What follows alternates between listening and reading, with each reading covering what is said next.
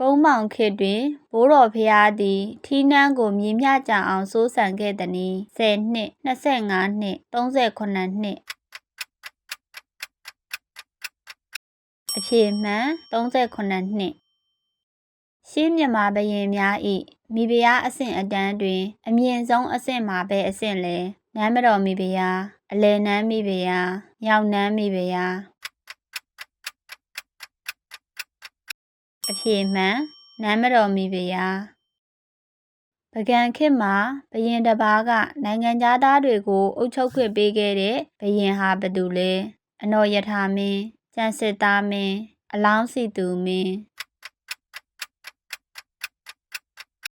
အဖြေမှန်ကျန်စစ်သားမင်းမြမသမိုင်းတွင်မိဖုရားနှင့်အဆောင်ရမိန်းမပျိုအများဆုံးပိုင်ဆိုင်ခဲ့သည်ဟုလူသိများသောကုန်းမောင်ခေတ်ဘုရင်မှာမည်သူနည်းအလောင်းမင်းတရားကြီးဘိုးတော်ဖျားပဒုံမင်းမင်းတုံးမင်း